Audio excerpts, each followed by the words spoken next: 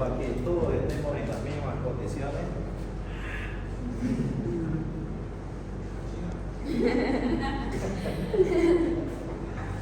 Hay que tomarlo todo con cierto humor, ¿no? Imagínense, por si acaso,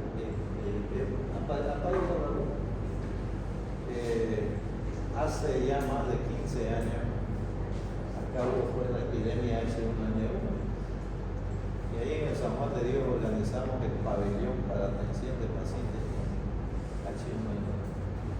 En 2 días, jueves y viernes, le enseñamos a un grupo de médicos a manejar ventiladores mecánicos de manera rápida, ¿no?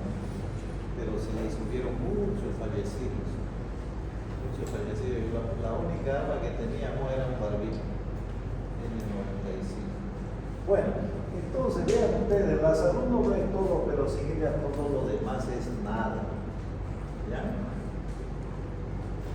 Como siempre, yo mostrando mi querido hospital hace 35 años, todo lo que vamos a hablar esta tarde, todo lo que vamos a hablar se basa en el GINA. ¿Ya?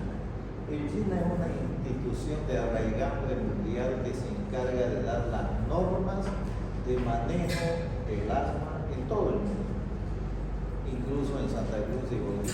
¿Ya? Entonces, desde hace mucho tiempo nos vamos a reunir en mayo de este año en Santiago de Chile, va a ser el último congreso. El año pasado fue en Punta Cana, por si acaso. Entonces siempre, antes era cada 2 años, ahora es cada año.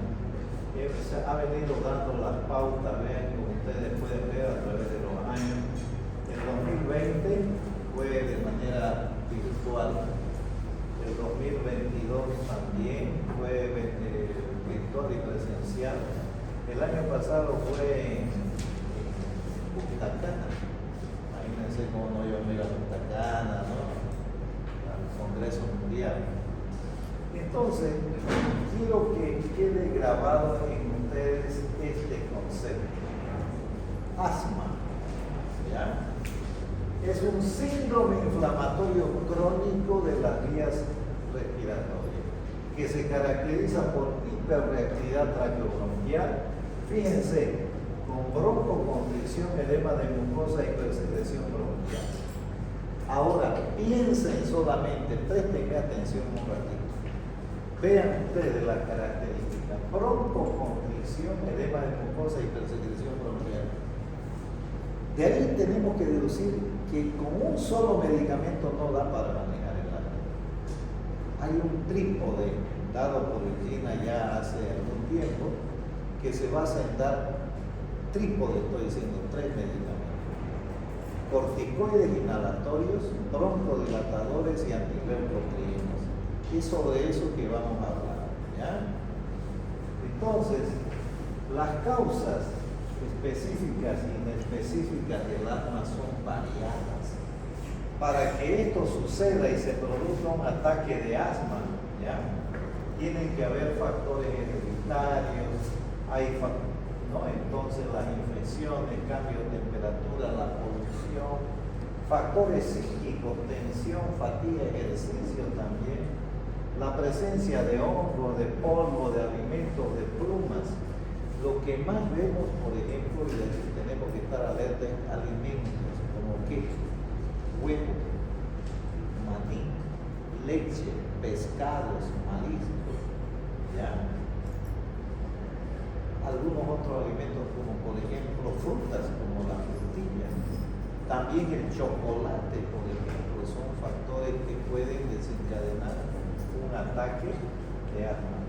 De igual manera, las plumas de aves. Yo tuve un paciente que de 14 años, 15 años, que le daba una terrible crisis. Me lo trajeron para que lo vea en consultorio y la mamá casi llorando me dice: doctor, no sé qué voy a hacer con mi hijo.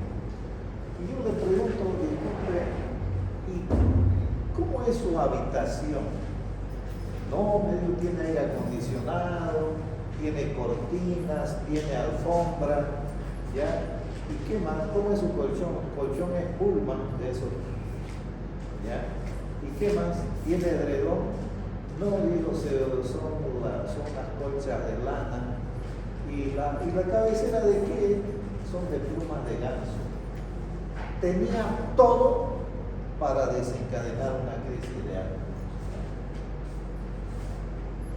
Fíjense ustedes, las plumas son muy bonitas, ¿no? Las almohadas de plumas de ave, pero son terriblemente nocivas. ¿Ya? Entonces, vean ustedes, dentro de la etiología del asma, hay un sinnúmero de sustancias que pueden hacer. Yo les digo ahorita que hagan así en el asiento, hagan ahí en el asiento y van a ver cómo su dedito queda impregnado de polvo. El polvo domiciliario es polvo. Eso tiene cualquier cantidad de alergenos. ¿Ya? Entonces, el polvo domiciliario es uno de los principales agentes que pueden desencadenar una crisis.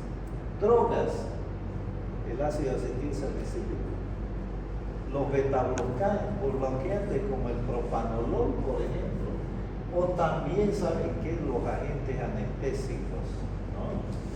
Factores psíquicos, por ejemplo, el estrés, el clima y las variaciones climáticas, los cambios de temperatura, ¿no?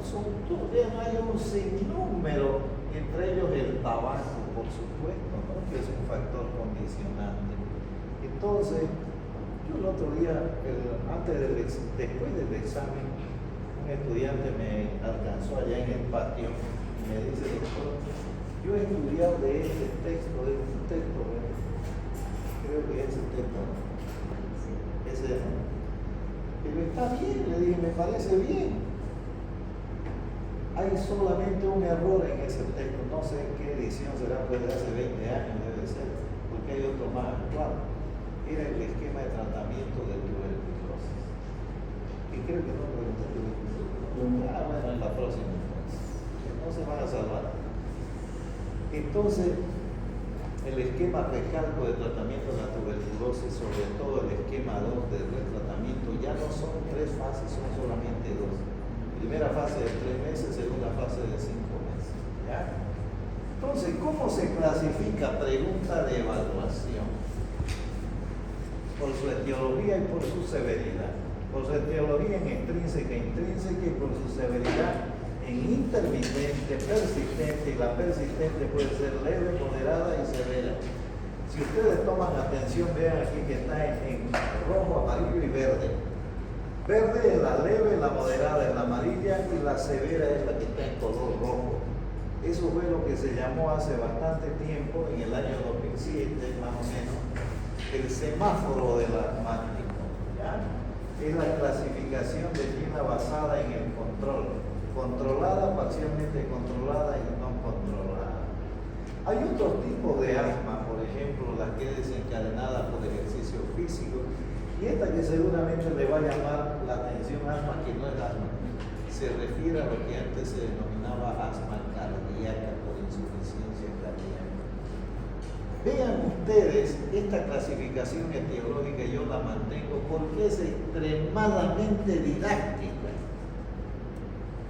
Ustedes ahora van a salir sabiendo cómo diagnosticar, qué síntomas, qué tratamiento y qué complicaciones tiene el asma. O sea, voy a cumplir con lo que yo siempre he tratado de hacer: reconocer, diagnosticar y tratar. ¿Ya? Vean ustedes, la extrínseca también se llama alérgica y la intrínseca se llama también infecciosa, la llamaban, ¿no?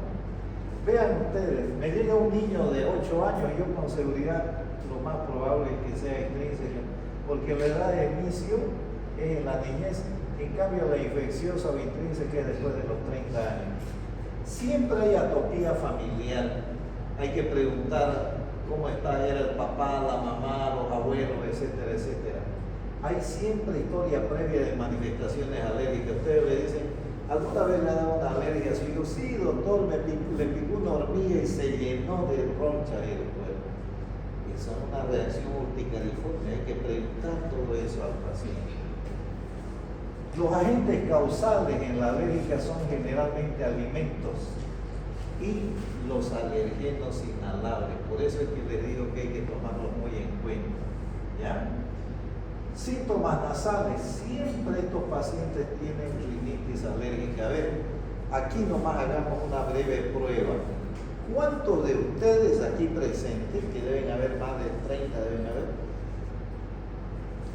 4, 7, 10, 14, 17, 19, 22, 24, 26, 28, 30 caballeros, qué horrible el mío. Ya. Entonces, ¿cuántos de ustedes se levantan cada mañana o en la mayoría de las mañanas con las narices tapadas y estornudando, así como yo veo? Es mi diario vivir de los 23 años de edad. Una respira bien, pero la otra está súper tapada. Esos son síntomas de rinitis alérgica. A ver, levanten la mano.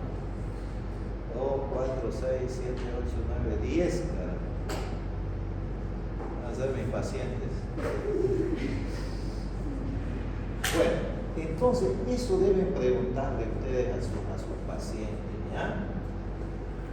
Vean, los test cutáneos siempre son positivos y la eosinofilia llega hasta un 15%, en cambio la intrínseca es más del 15%. Esto es importante, los niveles de inmunoglobulina E siempre están aumentados. ¿Ya? La respuesta al tratamiento es muy bueno y el pronóstico es bueno. En cambio en la intrínseca el pronóstico es malo. Entonces, hay otro tipo de asma que se llama pausa inflamatoria. Eso es un grupo de pacientes en los cuales hay poca evidencia de inflamación, pero que sufre un aumento de la musculatura lisa desmesurado. ¿Ya? Entonces, recuerden que siempre para que haya un ataque de asma, tiene que haber un estímulo. ¿Ya? Un estímulo. Ese estímulo puede ser dado por agentes, por decirle así, climáticos, todo lo que hemos visto, pero también algunos virus, algunas bacterias, algunos hongos, algunos parásitos, agentes químicos, agentes físicos, agentes inmunológicos. ¿Ya? Todo eso va a hacer ¿qué cosa? Que aumente la producción de factores agregadores plaquetas. ¿Se acuerdan que un día dijimos cuáles son los mediadores inflamatorios? Histamina, serotonina, radicinina, tromboxano, factor de necrosis tumoral, factor agregador de plaquetas, leucotrienos, citoquinas, interleuquinas. Entonces, esto hace que se produzca broncoespasmo, edema de mucosa y hipersecreción bronquial. Eso es lo que se llama síndrome de hiperreactividad traqueobronquial. ¿Ya? Entonces, estos mediadores inflamatorios, es importante que ustedes recuerden de que actúan sobre el aparato respiratorio y actúan sobre el sistema cardiovascular. Sobre el aparato respiratorio, ¿qué producen? Aumento de secreción, broncoconstricción y edema de mucosa. ¡Qué casualidad! Vean ustedes cómo se calca con el concepto de asma que les pasé en la primera diapositiva, ¿no ven? Y sobre el sistema cardiovascular producen dos cosas: aumento de la permeabilidad capilar y vasodilatación. La vasodilatación es la causante de la hipotensión y el aumento de la permeabilidad vascular es la fuga que hay de líquido del espacio intravascular hacia el intersticial. Entonces, ¿cómo hago yo el diagnóstico? Siempre un trípode: clínico, laboratorial, imagenológico. ¿Cómo yo tengo que hacer para ver qué tiene mi paciente? Todo paciente, ¿se acuerdan que les pasé y les envié una diapositiva donde decía ronco, hipertores, ¿no ven? Les dije roncos, sibilancias y crépitos, ¿se acuerdan? Sí, pasen. Entonces, vean ustedes, en todos ellos, en estos pacientes, nosotros tenemos que ver al paciente asmático con criterio clínico siempre. El paciente asmático está en crisis, normalmente está sentado, taquipneico, con aleteo nasal, tiraje intercostal, con falta de aire. Ya la ocultación es lo que más se encuentra. ¿Qué cosas se encuentran? Sibilancias bilaterales. No todo lo que sibila es asma, pero si hay sibilancias bilaterales, nosotros tenemos la obligación de tratar de hacer el diagnóstico presuntivo de que de asma bronquial. ¿Ya? Entonces, ¿cuáles son estas manifestaciones clínicas? Es importante que ustedes recuerden que durante el periodo de intercrisis el paciente está normal. En cambio, hay otros tipos de síntomas, ¿ya?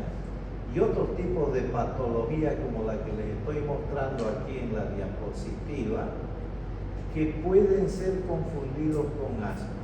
Ejemplo, asma cardíaca, ejemplo, un cuerpo extraño, tromboembolismo pulmonar o tumores endobronquiales. Vean ustedes cómo en la diapositiva que les envié yo, donde dice estertores, broncosibilancia y crépito, está prácticamente definido todo lo que vemos aquí. ¿Cuáles son las manifestaciones clínicas según la clasificación de la severidad de asma? ¿Cuál dijimos que es esta? Persistente severa, es el semáforo asmático rojo, ¿no ve? ¿Cuál es la característica que tiene este paciente? Es que yo les voy a preguntar, ¿cuál es la característica espirométrica del paciente con asma persistente severa? Tiene un volumen expiratorio forzado del primer segundo de la espirometría menor al 60% del valor esperado. Fíjense ustedes que los síntomas son continuos, exacerbaciones frecuentes, síntomas de asma nocturna, la actividad física muy limitada. En cambio, ya en los pacientes con asma persistente moderada, el volumen expiratorio forzado está en torno del 60-80%, ¿no? Y las exacerbaciones pueden afectar, hay síntomas de asma nocturna una vez por semana, tiene que usar beta-2 agonistas durante todos los días prácticamente. Y en cambio en la persistente leve, ¿cuál es la característica? El volumen expiratorio forzado del primer segundo está en torno del 80%. ¿Ya? Y en la intermitente, como su nombre lo indica, es intermitente, aparece y desaparece, aparece y desaparece, pero el volumen expiratorio también está en torno del 80%. Observen esta diapositiva que yo creo que es bastante ilustrativa. Aquí yo tengo la vía respiratoria, aquí está la carina principal, el bronquio principal derecho, el bronquio principal izquierdo. Eso es antes de un ataque de asma. Pero vean, después de unos 10 minutos de que el paciente entró en contacto con el alergeno que le provoca el problema, vean cómo se dematizó la entrada al bronquio principal. Vean cómo está. Hay secreción, está enrojecido, ¿no es cierto? ¿Sí o no? Entonces, vean ustedes, por eso es que ese paciente está con tos, está inflamada la mucosa y está con sibilancia bilateral. O sea que este es un bronquio normal y este es un bronquio afectado. Vean ustedes, están como broncos contraídos con abundante secreción bronquial. ¿Ya? Entonces es importante que ustedes, cuando atiendan a un paciente con una hipótesis de asma, le dediquen todo el tiempo posible para averiguar los síntomas pregresos de antes de la crisis. ¿Ya? Hacer una historia clínica retrospectiva preguntándole sobre antecedentes familiares, hay que preguntar los antecedentes personales, si algún tipo de alimento le hace mal, le provoca alguna cosa. Generalmente, vean aquí en nuestro medio, yo he tenido un sinnúmero de pacientes que reaccionan muy desfavorablemente, ¿saben a qué? Al famoso baigón. ¿Saben qué es el baigón? Es para matar churupi, hormiga y todo eso, ¿no? ¿Y saben por qué? Ese es un órgano fosforado. Es un órgano fosforado que al inhalarlo les produce una reacción inflamatoria terrible con crisis de asma muy severa. ¿Ya? Entonces, ¿cómo hacemos el diagnóstico clínico? A través de lo que acabamos de mencionar. La historia. ¿De acuerdo? ¿Qué más? El diagnóstico de laboratorio. Antes se hacía lo que se llama el test de provocación. Actualmente hacemos el test de broncodilatación. Presten atención, pregunta de evaluación. ¿Cómo hago yo el diagnóstico de un paciente asmático? Uno, con una espirometría, una prueba de función pulmonar, más test o prueba de broncodilatación. Si mi paciente, recuerden, mejoró más del 12% más o más de 200 ml o más, ese paciente es un asmático. Si no mejoró nada, es un EPOC probablemente, y si mejoró a medias, es un cuadro mixto. Pero también hay otra forma laboratorial. Todos los pacientes asmáticos tienen tos y tienen secreción. Creo que la pregunté, esa no me acuerdo. Secreción blanca cristalina como si fuera clara de huevo. ¿La pregunté? Sí. ¿Y la respondieron bien? Sí. ¿La mayoría? Ah, bueno, está bien. Entonces la secreción es blanca cristalina como si fuera clara de huevo. ¿Ya?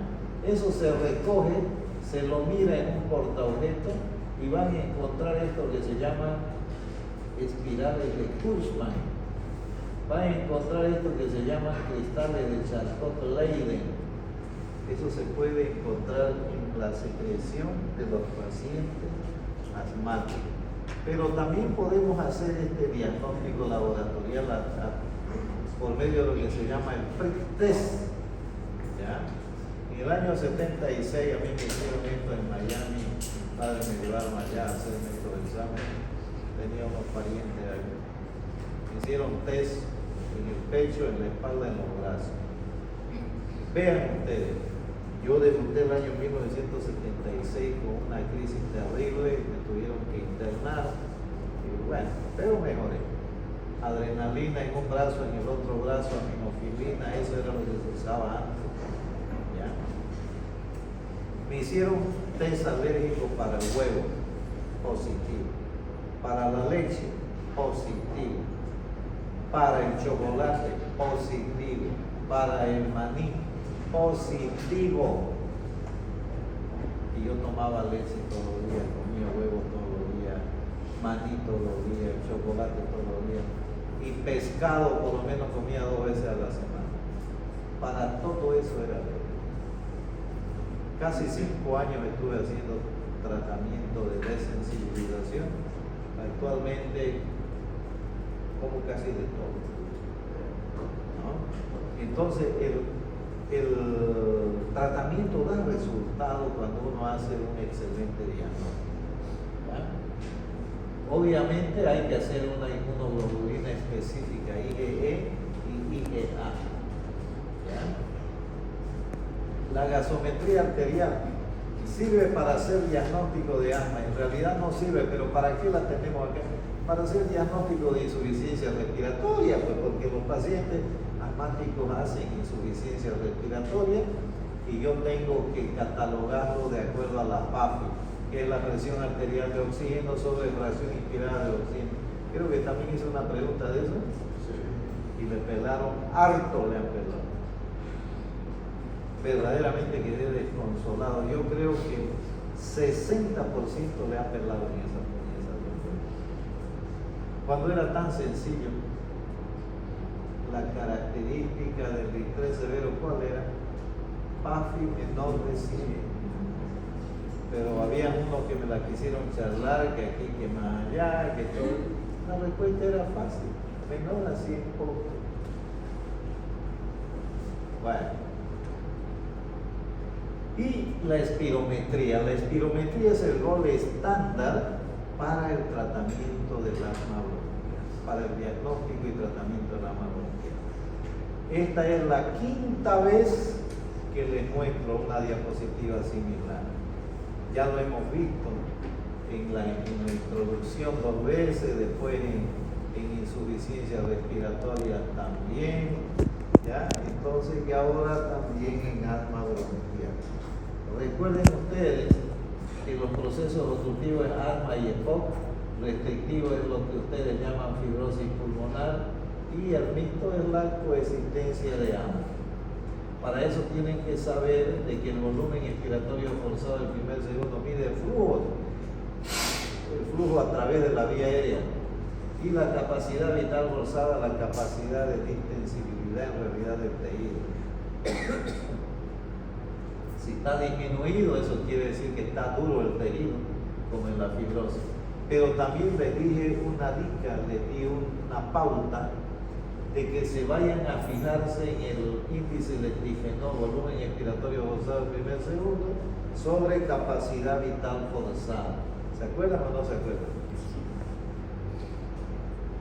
Si está disminuido es obstructivo sí o sí. Para saber si es asma hay que repetirlo. Si mejora 12% más o 200 ml o más, ese paciente es asmático sí o sí. Si no mejora nada es un EPOC puro, y si mejora medio es un proceso mío. Y si ese índice de difenol está normal o aumentado, es un proceso fibrótico restrictivo. ¿Ya? Otro método es esto que se llama el peak flow. Esto es un aparato, un dispositivo que lo único que hay que hacer es soplar. Usualmente esto se hace en personas que miden 1,70, bueno, en cualquier persona, ¿no? Pero los valores son 470, 475 generalmente. Si resoplan 200, 300 está disminuido, es un proceso obstructivo. Más exacto es la espirometría. Esto también se llama FENO, es la fracción expirada de óxido nítrico. Muy fácil de realizar, este es el equipo, ¿ya? Me lo robaron hace varios años, no apareció más.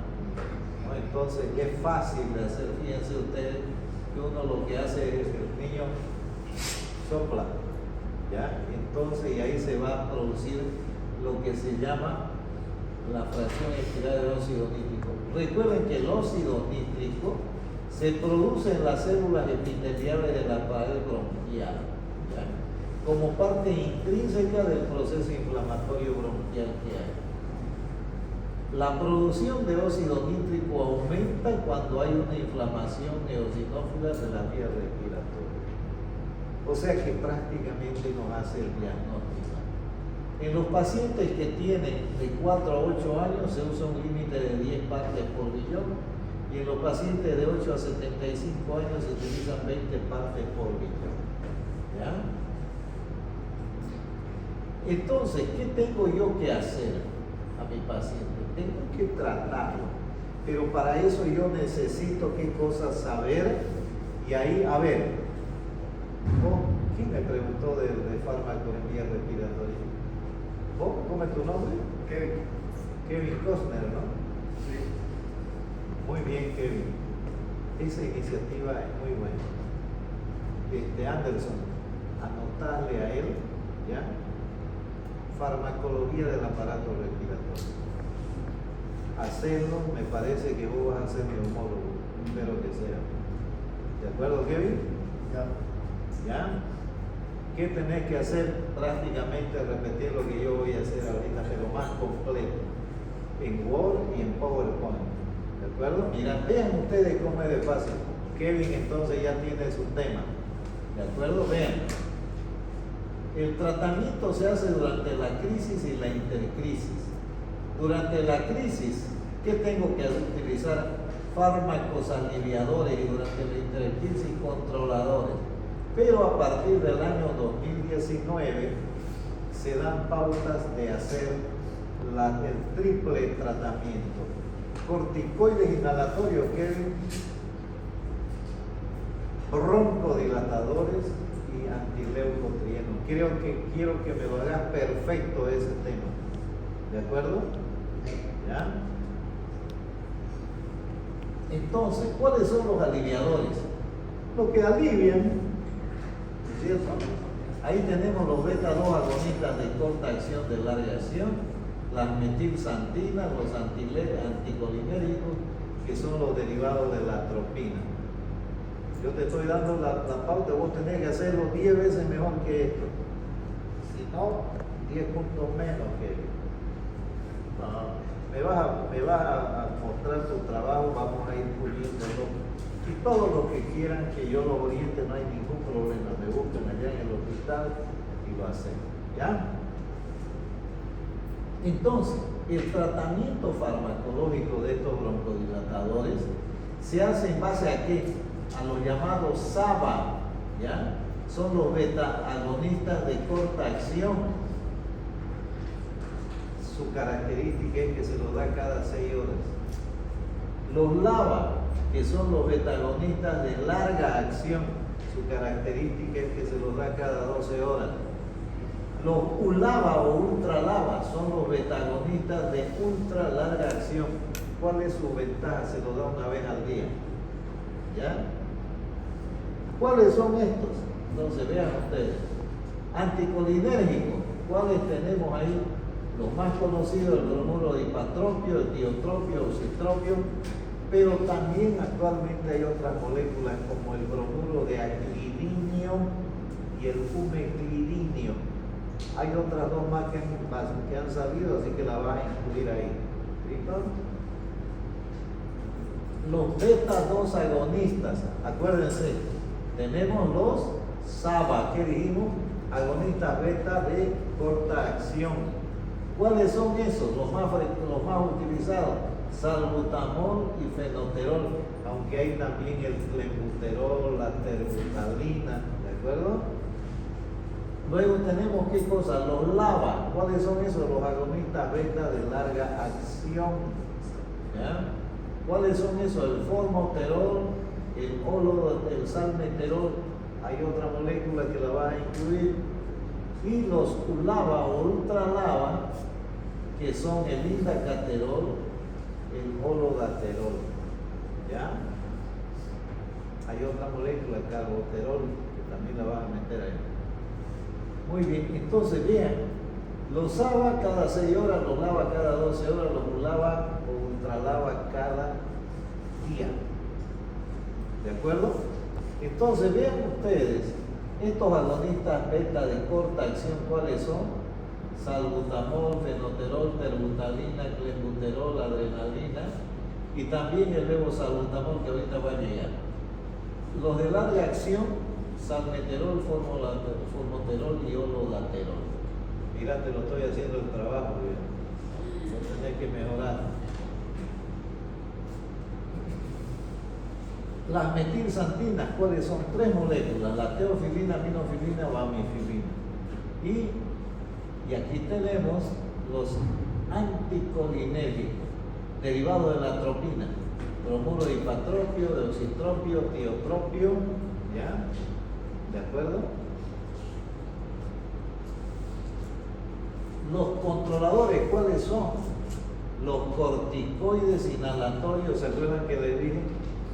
Hay que dar corticoides, broncodilatadores y antileucotrienos, ¿no ven? Entonces los controladores son corticoides inhalatorios, bromonas y antileucotrienos. Veamos cuáles son los corticoides inhalatorios, todo esto. Mometasona, beclometasona, triancinolona, budesonida, flumisolida, fluticasona, ciclesonida. En mi opinión, el mejor de todo esto es el ciclesonida. En mi opinión. ¿Por qué? Porque se lo da una vez al día y eso facilita la adherencia al tratamiento. ¿Qué más tenemos aquí? Los cromones. Aquí hay estas moléculas, cromoglicato de sodio y nedoclomil sódico. Algunos estudiantes dicen, doctor, pero eso ya no se usa. No, no es así, señores. Ustedes tienen la obligación de saber cuál es el arsenal terapéutico y hay muchos pacientes que se benefician por si acaso. Porque no les sienta algún medicamento, entonces hay que buscar otro. ¿Ya? Nunca se debe desechar ninguna molécula. En algún momento sirve. ¿Ya? Los antileucotrienos, sileutón, safilucas, montelucas y pramlucas, son las moléculas, estos se llaman antileucotrienos. ¿Qué les había dicho? Corticoides inhalatorios, broncodilatadores y antileucotrienos, ¿de acuerdo? Obviamente hay otros medicamentos y bueno, lo que hay que deducir de todo esto es que el manejo del paciente asmático es un arte, ¿ya? No es difícil, pero sí hay que tener mucha paciencia y mucho equilibrio, ¿no? Vean ustedes, esto es solamente para demostrar. Vean, aquí yo tengo un pulmón lleno de moléculas, ¿no ven? Y aquí tengo un pulmoncito donde las moléculas son escasas.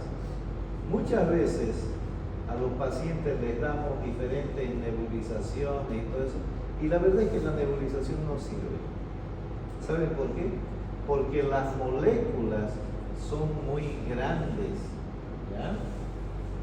Generalmente utilizan clorofluorcarbonato más de 5 micrones. No sirve. Lo que hay que utilizar son estas que miden menos de 2 micrones, los de hidrofluoralcano. Van a ver ustedes que en los broncosocorros hay nebulización. Pero ¿y cómo es que mejora? Le están dando oxígeno. Pero no es que lo broncodilate, ¿ya? Recuerden, para que haga su efecto tienen que ir ¿hasta dónde? Hasta los bronquiolos respiratorios, ¿ya? También se puede utilizar, esta es una máscara de tipo Venturi, tiene una ventaja aquí, se puede hacer esas nebulizaciones ultrasónicas que se llaman, donde ahí sí las partículas miden menos de 2 micras, ¿ya? Este es un equipo que los tengo desde el año 1976. ¿Cuántos años ya hace? Más de 50 años, 48 años. Esto me lo compró mi padre en Miami. Es un equipo de peak flow, sirve para medir el pico de flujo. Norteamericano, no se frega hasta el día de ahora. Sigue funcionando. Esto es un peak flow, valen $10 esto, se los consigue en la farmacia, sirve también para ver si está mejorando o no. Y esta es una aerocámara. Aquí está, vean la bombita conectado ahí. Se debería usar siempre con una aerocámara esto. ¿Saben por qué? Porque si ustedes lo usan de manera directa, ¿ya? ¿Saben qué va a suceder? Así, que se va para todos lados. Aparte de eso de que el jato, el chorro sale a más de 80 kilómetros por hora y le irrita la garganta. En cambio, si lo hacen así, si no tienen una aerocámara, entonces una garrafa de plástico de agua, le hacen un furillo no bum bum, ¿no? Y ahí le colocan el dispositivo y se bombea y se aspira, ¿ya? Fácil. No se puede hacer con botella de cerveza porque son de vidrio, ni con lata de cerveza, ¿ya? Entonces, vean ustedes, este es un paciente asmático donde le están dando beta-2 agonistas a demanda, pero después ya de 3 meses de tratamiento, vean ustedes cómo la cosa mejora notoriamente con el uso de corticoides, ¿ya? Quiero darle este mensaje, caramba. Si este hombre dijo tal semejante cosa, hay que tomarlo en cuenta, ¿no? Vean lo que dice. Nunca considere el estudio como una obligación. Espero que ustedes no estén obligados a estudiar, sino como una oportunidad para penetrar en el bello y maravilloso mundo del saber. ¿Se acuerdan que el primer día de clase les dije que no tengan miedo de preguntar, no tengan temor de preguntar? Si dudan, pregunten, y si no saben, pregunten igual, porque nadie nació sabio. Lo que yo aprendí hasta ahora, no lo aprendí de la noche a la mañana, fue a través del tiempo, ¿no? Entonces, pregunten y pregunten, y creo que ningún docente debería molestarse porque le pregunten. Más bien deberían sentirse satisfechos porque quiere decir que le están atendiendo, en mi opinión. Entonces, en el asma grave también hay otras moléculas que podemos usar, como el sulfato de magnesio, por ejemplo, ¿ya? Que también lo usan en el, ¿cómo se llama? En el parto, ¿no? Sulfato de magnesio, y también otra molécula como esta que se llama heliox, que es una combinación de helio al 70% con oxígeno al 30% sirve. Por supuesto que también la ventilación mecánica no invasiva y la invasiva que se puede utilizar, esto es un helmet, se llama así esta escafandra, ¿ya?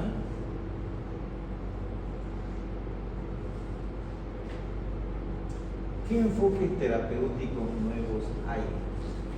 O han aparecido muchos, pero nos vamos a destacar algunas. Por ejemplo, esto que se llama omalizumab, es un anticuerpo monoclonal, se lo llama también vacuna anti-IgE. ¿Se acuerdan que dijimos que había que hacer un examen de qué?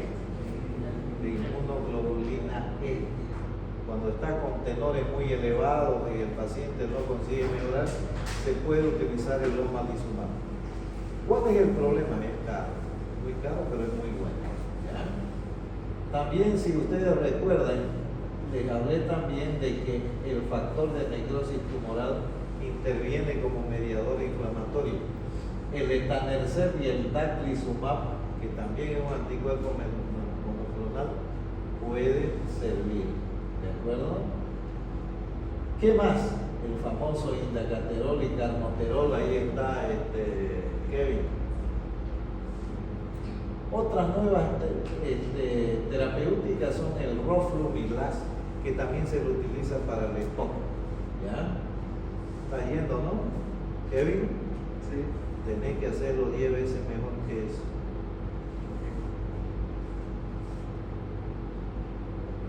Finalmente, esto que se llama termoplastía bronquial, esto se utiliza en los pacientes que tienen asma persistente severo y que paran permanentemente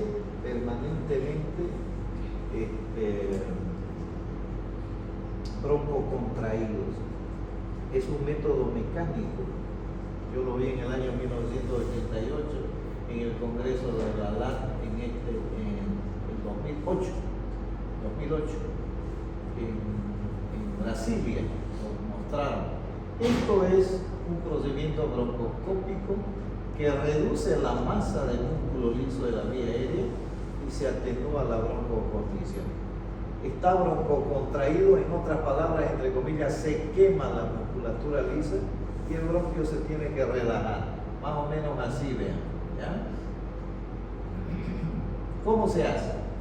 El dispositivo genera energía térmica con radiofrecuencia y reduce las determinadas áreas del músculo liso. Se lo hace en 3 sesiones, por si acaso. 3 sesiones que duran aproximadamente 1 hora y se intercalan con periodos de 3 semanas. Ahora lo hago, después de 3 semanas otra, después de 3 semanas otra. ¿Ya? Todo se hace con anestesia local. El paciente nunca está durmiendo. ¿Ya? Este es el equipo, vean, aquí está el fibroscopio, entra, aquí está la cabeza del catéter y se produce, se libera la energía radiante de radiofrecuencia y el bronco y el que estaba contraído se lo libera y el paciente respira mejor. ¿De acuerdo? ¿Qué tratamientos no recomendados? Así como sabemos lo que debemos hacer, también hay que saber lo que no se debe hacer. ¿Qué no se recomienda? Los mucolíticos. ¿Acaso no es un síndrome de hipersecreción bronquial? El paciente ya está con cualquier cantidad de secreciones. ¿Para qué le van a hacer aumentar más la secreción? No se debe dar expectorante. El paciente ya está tosiendo de por sí porque tiene inflamada la mucosa bronquial. ¿Para qué le van a dar expectorante? Para que se ahogue peor todavía, ¿no? Antitusígenos. No se debe dar antitusígenos porque eso favorece más bien, ¿qué cosa?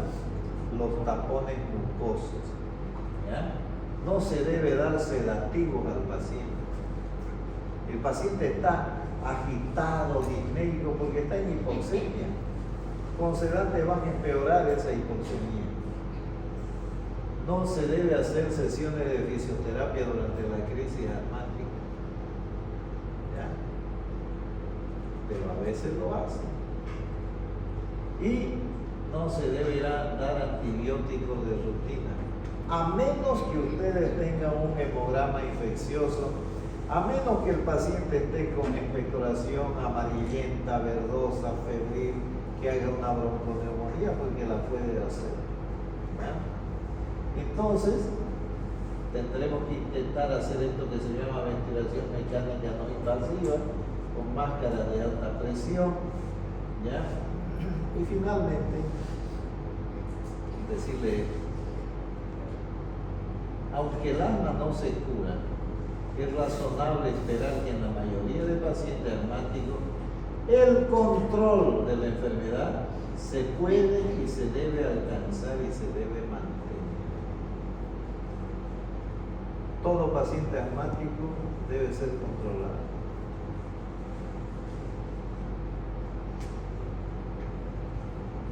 Finalmente, el mejor tratamiento del estado asmático es tratarlo 3 días antes de que ocurra.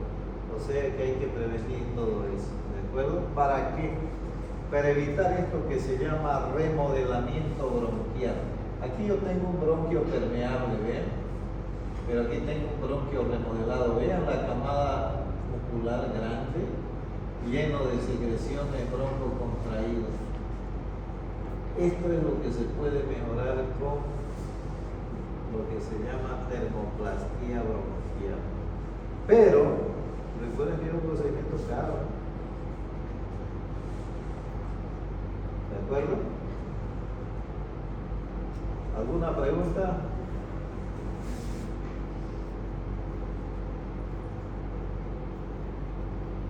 Encienda la luz, por favor.